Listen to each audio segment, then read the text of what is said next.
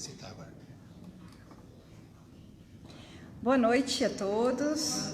Sempre um prazer tê-los aqui para mais uma palestra, para mais um estudo. Recados para o mês de junho. Convidamos a todos para a comemoração dos 34 anos da nossa Casa Espírita, no dia 28 de junho, às 18h30.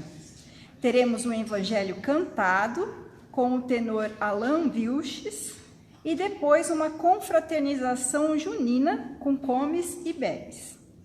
Quem quiser colaborar trazendo um prato doce ou salgado ou bebida, será muito bem-vindo. Convidamos também a participarem do nosso projeto de leitura, uma oportunidade de aprendizado e reflexão. Iniciamos a leitura do livro Tramas do Destino, um romance profundo e tocante, ditado pelo espírito Manuel Filomeno de Miranda, pela psicografia de Divaldo Franco. A obra nos convida a refletir sobre as escolhas que moldam o nosso destino, as leis divinas e os caminhos da vida. Semanalmente, os capítulos estarão impressos e disponíveis aqui na casa para os interessados. E no dia 30 de agosto, às 14h30, teremos nosso encontro especial para partilhar ideias, reflexões e os ensinamentos que a leitura nos proporciona. Bom, então agora eu vou ler a psicografia da noite. Confiar na seara. Amigos, estamos sempre presentes em momentos oportunos, sempre presente conforme a nossa necessidade.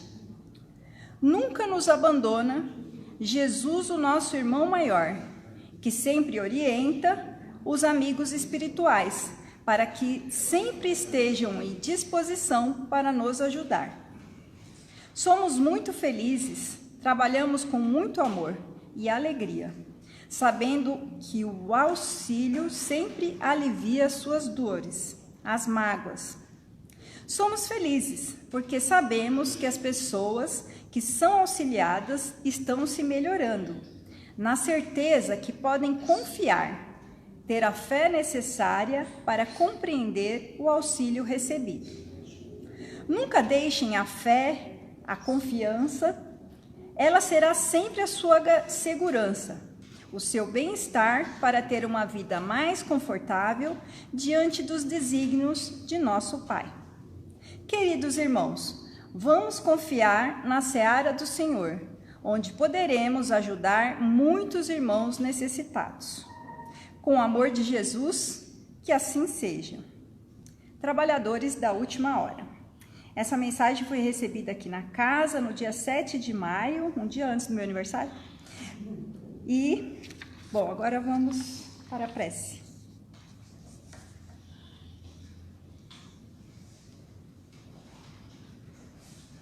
Querido Pai, amado Mestre Jesus, queridos amigos espirituais, mentores dessa tarefa, nós agradecemos pela oportunidade de estarmos todos aqui reunidos para ouvir mais um estudo sobre o Evangelho do Cristo, que hoje será feito pelo nosso irmão Alexandre, que preparou algo com muito carinho.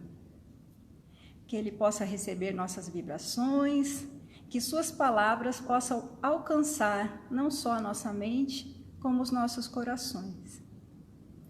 Que assim seja, graças a Deus.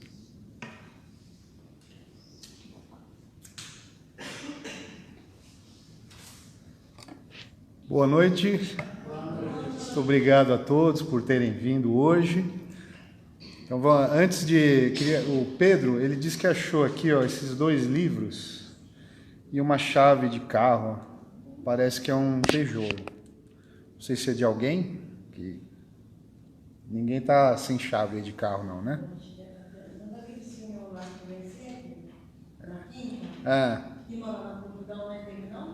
Não sei, eu tô... Não sei. É um Peugeot aqui, ó. tá? Se alguém sentir falta da chave, tá aqui, tá bom? Tá aqui na cadeira.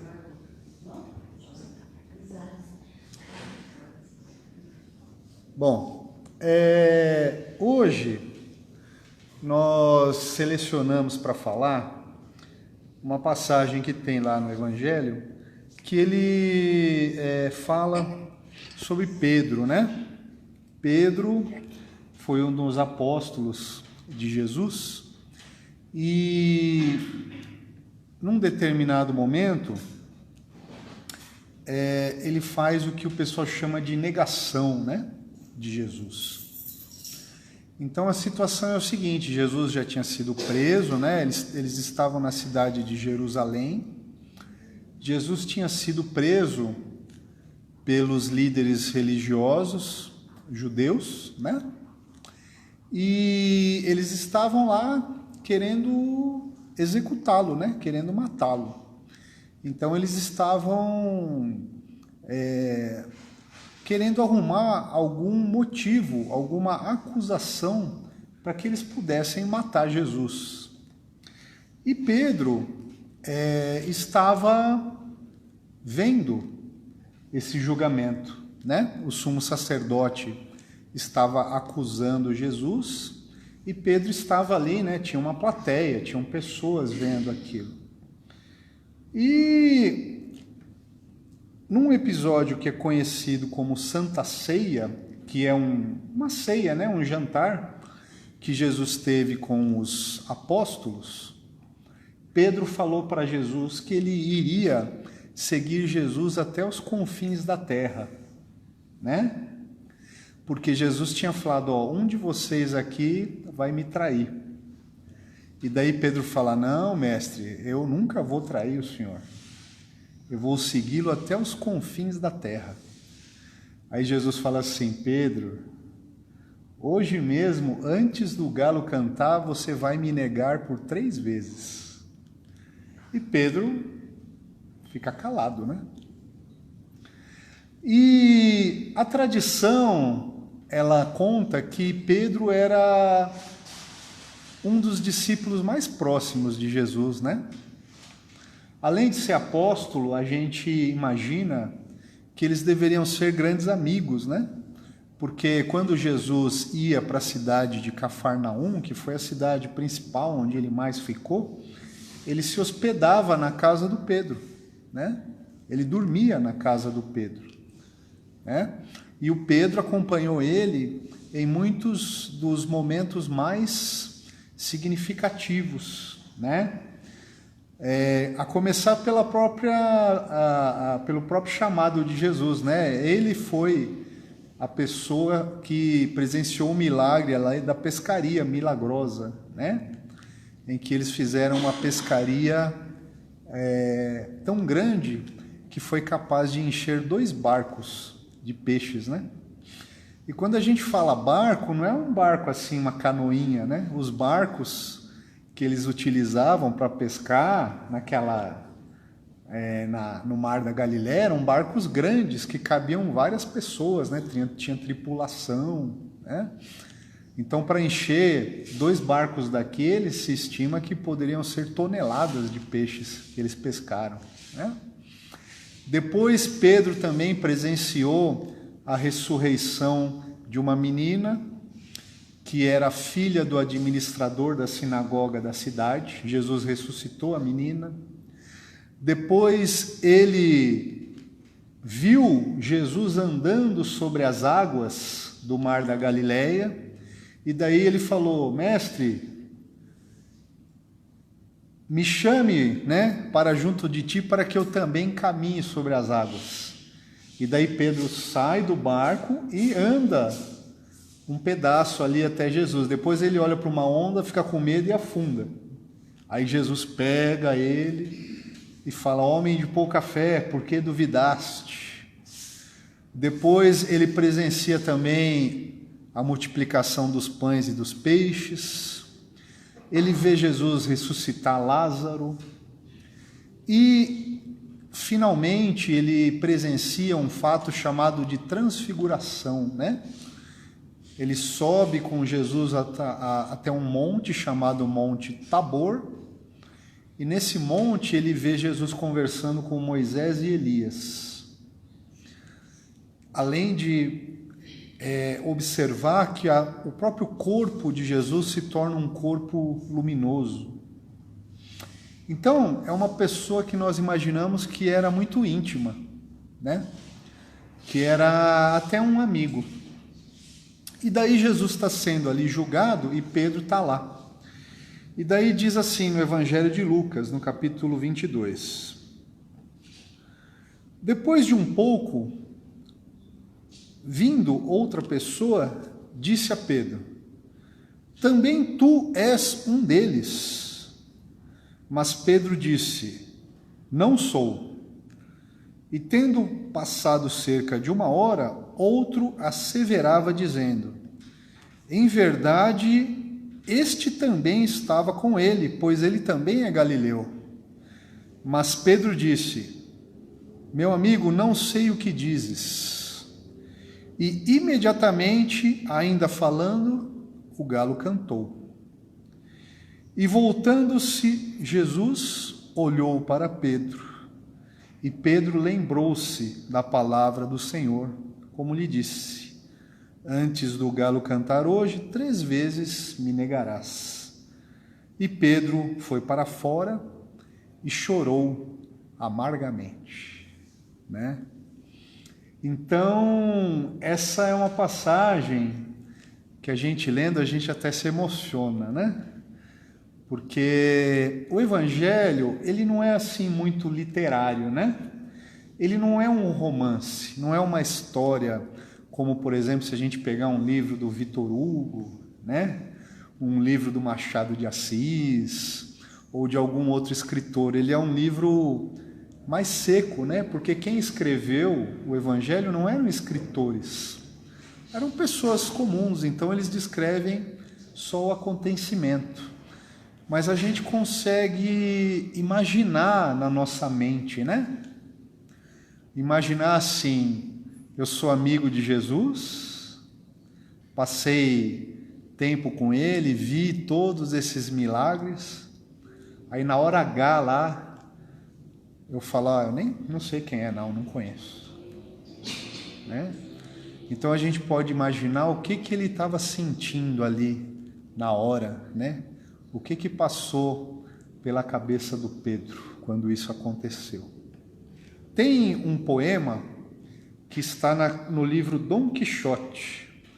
Não sei se o pessoal já ouviu falar do Dom Quixote, né? E tem um poema lá que se chama As Lágrimas de São Pedro. É um poema curtinho, que ele fala assim: cresce a dor e cresce a vergonha em Pedro, quando o dia despontou.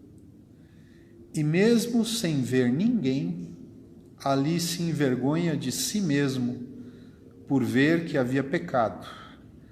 Pois para um peito nobre, ter vergonha não só deve movê-lo o ser olhado, que de si se envergonha quando erra, embora outro só veja céu e terra. Então, com esse poema, o que ele fala, né? Ele fala da vergonha que Pedro deve ter sentido quando negou a Jesus, né? Nós temos várias e muitas lições que nós podemos tirar desse simples acontecimento, né? A primeira que nós podemos tirar é sobre as nossas pretensões, né? Nós temos muito a tendência de nos pretendermos sermos pessoas muito boas, de sermos pessoas de muita fé, de sermos pessoas fortes. Só que nós só vamos saber se nós somos realmente essas coisas quando algo acontece em nossa vida. Se nós não passarmos por aquela situação que requer que nós sejamos fortes, que nós tenhamos fé, que nós mantemos o que nós dizemos, nós não sabemos realmente se aquilo que vai acontecer, o que acontece com a gente, se nós somos capazes realmente de passar por aquilo de maneira nobre, como diz aqui o poema, né? Então, nós observamos, né, que Pedro falou para Jesus: não, mestre, eu vou te seguir até os confins da terra. E chega na hora lá, não conheço, não sei quem é. Então, é um outro modo de dizer aquele velho provérbio, né? Falar é fácil, fazer já é outros 500, né? Então, nós temos que desenvolver em nós o hábito de nós falarmos pouco de nós mesmos. Porque quando nós falamos de nós mesmos para os outros, aquilo que nós falamos para os outros é o que nós queremos que as pessoas reconheçam em nós, né? E quando a gente se comporta de uma maneira diversa, aquela imagem é como se fosse uma imagem de cristal, assim, ela quebra e depois é difícil ela ser reconstruída, né? Então nós devemos sempre, nunca praticar o autoelogio, né? A auto-homenagem.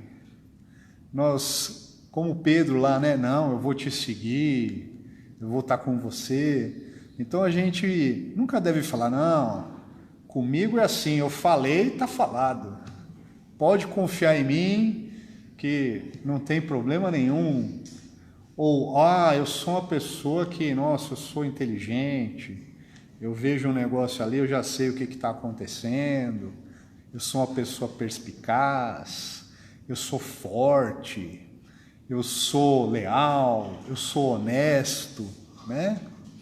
O autoelogio é uma armadilha muito grande, porque se chega a situação que vai testar se nós somos realmente aquilo e nós não conseguimos passar por aquela situação, aí vem o quê?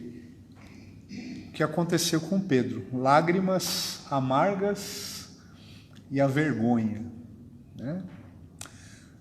Para um coração nobre. Você vê que no poema ele fala que um coração nobre, quando comete um pecado ou uma falha, ele se envergonha. Então, se a gente fala alguma coisa, se propõe alguma coisa, não consegue cumprir, falha naquilo e nem se envergonha, nós não somos nem nobres ainda. A gente ainda tem que adquirir nobreza de espírito para poder sentir vergonha, né? Então, a humildade é um dos fatores principais no caminho daquele que procura ser cristão, né? Se nós não formos humildes, nós iremos também ter a tendência de ter a nós mesmos muito em conta. Acharmos que temos superioridades, que temos atitudes melhores. E uma pessoa que não tem humildade, muitas vezes ela cai no erro de julgar as outras pessoas. Porque se eu sinto que eu sou melhor do que os outros, eu começo a julgar as pessoas achando que as outras pessoas são piores do que eu, né? Novamente, nós devemos ter uma atitude de humildade e de silêncio. Muitas vezes, o silêncio, ela é a melhor atitude, especialmente se nós estamos falando de nós mesmos, né? Se nós estamos falando de nós mesmos, nós temos que sempre ter em mente que Jesus uma vez ensinou que aquele que quer ser o maior, que seja o que sirva mais, né? Nessa mesma noite, antes dele ser preso, Jesus lavou os pés dos apóstolos. Lavar os pés era uma tarefa que eram os servos que faziam. E essa palavra servo, ela é apenas um eufemismo para dizer escravo, né? As pessoas tinham escravos. E quem fazia a tarefa de lavar os pés ali eram os escravos. E Jesus lavou os pés dos apóstolos. Antes de Jesus começar a lavar os pés, novamente Pedro falou: não, mestre, eu não sou digno que lave meus pés, né? Aí ele foi humilde. Aí realmente ele reconheceu. Mas Jesus falou: fica quieto. Quieto aí, deixa eu lavar os pés. Porque na ceia, que o pessoal conhece como Santa Ceia, os discípulos ali começavam a conversar entre eles para querer saber quem deles ali que era o maior discípulo. E daí Jesus falou: ó, quem quer ser o maior, que sirva mais. E daí ele lava os pés dos discípulos. Então, nós vemos que as lições de Jesus, muitas delas sempre apontam para a humildade, para que nós não tenhamos pretensões de ascendência sobre as outras pessoas. E aí a gente novamente tem outra lição, outro insight. Muitas vezes a pessoa que se auto-elogia, na verdade ela é aquela que está mais precisando de ajuda, né? Então, é um hábito que nós devemos evitar, né?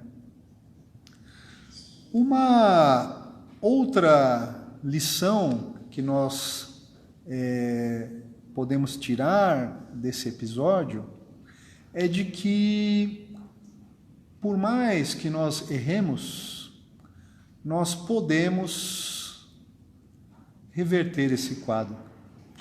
Porque mais adiante ali no Evangelho, nós vemos que Pedro se torna um verdadeiro apóstolo, né? Mais adiante, nós vemos que ele mesmo adquire a humildade. Tanto é que Pedro também foi condenado à morte, né? E quando ele é condenado à morte, eles condenam ele a ser crucificado também. Se ele ainda tivesse aquela mentalidade soberba, o que ele ia falar? Nossa, que honra, eu vou ser crucificado igual Jesus, né? E daí ele pede: não, eu quero ser crucificado de ponta cabeça, porque eu não tenho, né? Eu não ouso ter a mesma morte que meu mestre. Então, quando, né, anos e anos depois ele é condenado, ele já está humilde, né? Ele já entendeu aquela lição ali. Pedro, ele também simboliza para nós uma pessoa que tem muita dificuldade em controlar as próprias emoções. Durante vários episódios no Evangelho, nós vemos que ele se deixa dominar pelas próprias emoções. Ele não utiliza o raciocínio. Quando Jesus vai ser preso, por exemplo, ele pega um punhal, né, e corta a orelha de um soldado, né? Aí Jesus pega a orelha do soldado, coloca de novo ali no soldado e fala: Pedro, quem com a espada fere, pela espada, pelo ferro, né, Sérgio? Quem pelo ferro fere, pelo ferro será ferido, né? Além de outros episódios, né, em que se vê que a emoção aflora, né? E Jesus, nas suas bem-aventuranças, ele enumera uma delas, dizendo que bem-aventurados serão os mansos e os pacíficos. Aqueles que são mansos e pacíficos são aqueles que já conseguem controlar as próprias emoções. São aquelas pessoas que não se deixam levar pela ira, né? O afã do momento. É um dos requisitos para que nós tenhamos evolução espiritual, né? O próprio Cristo na Terra passou por muitas aflições, né? Então, nós, voltando lá no início da mensagem, não tenhamos a pretensão de que nós não iremos passar aflições na Terra. Aliás, as aflições, elas são necessárias para que nós tenhamos evolução espiritual. Isso é um conceito muito difícil da gente entender, né? É por isso que também muitas pessoas se tornam descrentes. Porque a pessoa pensa assim: se Deus é tão bom, por que tem tanto sofrimento na Terra? E daí a pessoa desiste, né? Acredita que Deus na verdade é mau, ou que ele não existe. A doutrina espírita, ela nos esclarece que os sofrimentos, eles são necessários para a nossa evolução espiritual, que muitas vezes são débitos que nós temos do passado e que elas são temporárias. Elas não duram para sempre. E vai mais além. Aliás, Jesus Cristo também diz nesse mesmo sermão das bem-aventuranças que quando nós temos aflições, na verdade, nós devemos agradecer a Deus.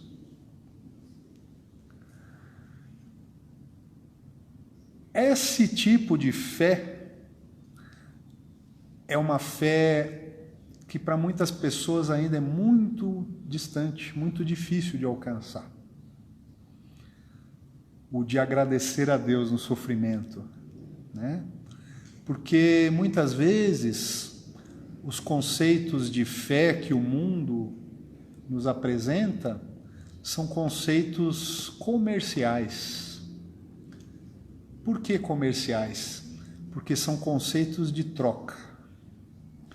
Então eu venho aqui uma vez, 2 por semana, ou vou numa igreja, ou vou num templo, ou algum outro local qualquer, praticar ali um ritual, e em troca eu quero que Deus, ou o nosso Jesus Cristo, se eu for cristão, resolva os meus problemas. Então, é uma relação comercial, né? Eu faço uma coisa, em troca, eu quero que Jesus ou Deus me dê outra. Quando, na verdade, Jesus propõe outra coisa. Ele propõe que nós nos sacrifiquemos. E o maior exemplo de sacrifício é o próprio Jesus, né? Esse tipo de prática religiosa de troca é o tipo de prática religiosa dos homens primitivos, dos homens ali de 5, 6 mil anos atrás, em que eles pegavam um animal ali, faziam um sacrifício, né? Matavam o bicho lá para Deus. E, em troca, eles queriam que tivesse uma boa colheita, né? Que não tivesse tempestade, que a guerra lá fosse bem sucedida, né? Que o meu grupo aqui conseguisse matar lá a outra tribo. Então, essa prática religiosa de troca é uma prática primitiva. Se eu estou nessa, eu estou lá igual o pessoal lá das cavernas, né? Jesus propõe outra coisa. Então, nós, para testar-nos se estamos com esse tipo de prática religiosa, de fé, temos que realmente agradecer quando alguma aflição acontece. Porque quando isso acontece, aí que nós temos que nos voltar mais ainda para Deus. Porque a prática religiosa, quando tudo está legalzinho, está tudo bem, é fácil, né? Imagina o que está acontecendo agora lá em Teherã e em Tel Aviv, que são as duas cidades que estão sendo bombardeadas lá. Você não sabe se eu sair daqui vai cair um míssil, se a minha casa vai estar de pé. Ou então eu tenho que abandonar minha casa, deixar tudo que está lá, ir para um lugar desconhecido. Se a minha fé lá está fraca, como que eu vou passar por essa situação? Né? É nesses momentos que eu tenho que testar a minha fé, que foi ali que aconteceu com o Pedro. No caso dele, ele falhou, né? Ele não conseguiu, né? E nós? Será que a gente ia conseguir passar por aquilo ali que Pedro passou? Porque, veja, mesmo Pedro, naquela situação, ele teve mais fé que os outros apóstolos, porque os outros apóstolos, eles fugiram. O Pedro foi lá ficar junto de Jesus. Talvez ele foi com a ideia, não, se mandarem prender Jesus, eu falo que eu vou com ele, né? Ele deve ter pensado isso na hora lá, antes de ir. Só que na hora ele fraquejou, ele não conseguiu falar. Então nós passamos por muitas situações parecidas, e pode ser que às vezes nós também neguemos a Jesus, né?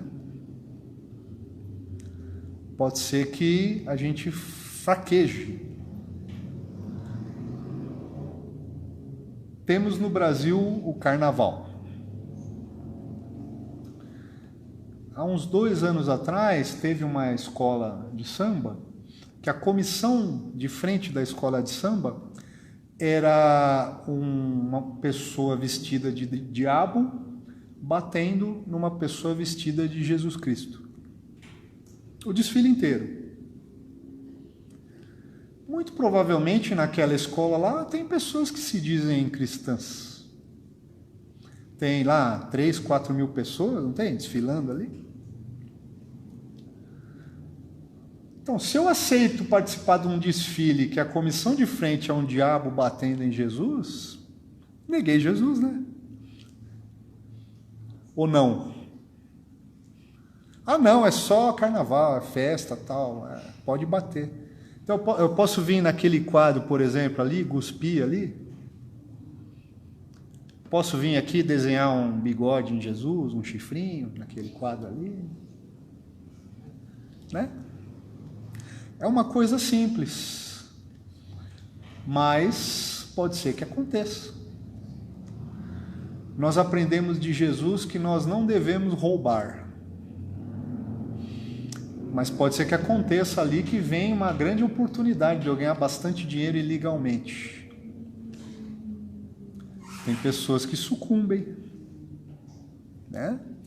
Estou negando a Jesus também.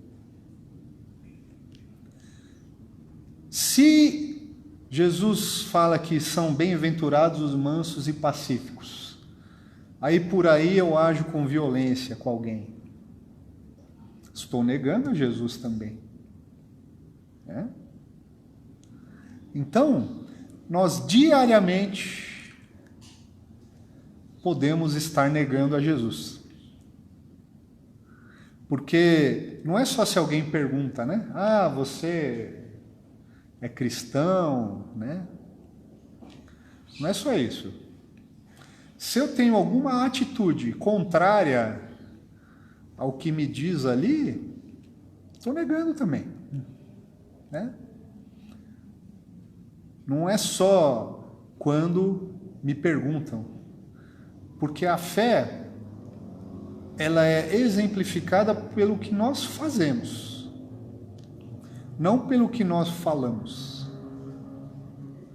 Falar é fácil, é que nem o Pedro, não, vou estar com o Senhor aqui até o confim da terra e tal.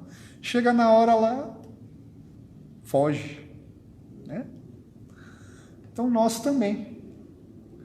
Por isso que a gente tem que evitar ficar falando muito, especialmente de si mesmo. E pior ainda, se autoelogiar, ficar, não, que eu sou isso, aquilo. Cuidado, né? Senão a gente pode dar uma de Pedro aí. Chega na hora lá, aí a pessoa, mas você não falou que você era isso, era aquilo? É, mas, né? Na hora lá, né? Faz o contrário, né? Então, essa era não a lição, porque, né, de novo aqui não tenho pretensão de ensinar ninguém, né? A gente apenas lê um pouquinho e tenta comentar o que a gente sente quando a gente lê, né? Uma dica aí que eu gostaria de dar para todos é ler o Evangelho. Não o Evangelho segundo o Espiritismo nós já lemos, né? Quando nós fazemos o Evangelho no lar. Mas lê o Evangelho, pega lá o Novo Testamento e leia. Como se fosse um livro de histórias, né? É muito bom, porque a gente vai ler ali coisas que o Kardec ele não colocou no Evangelho segundo o Espiritismo, por N questões, mas que também são lições importantes, que também vão acrescentar muito na nossa vida. Então, se você tiver a oportunidade, compra ali um Novo Testamento, qualquer livraria tem, né? Baratinho, e leia ele puro, né? É uma dica bem legal que eu gostaria de dar para vocês, tá bom? Uma boa semana a todos, bom feriado aí para quem vai curtir o feriadão, tá? E até uma próxima oportunidade.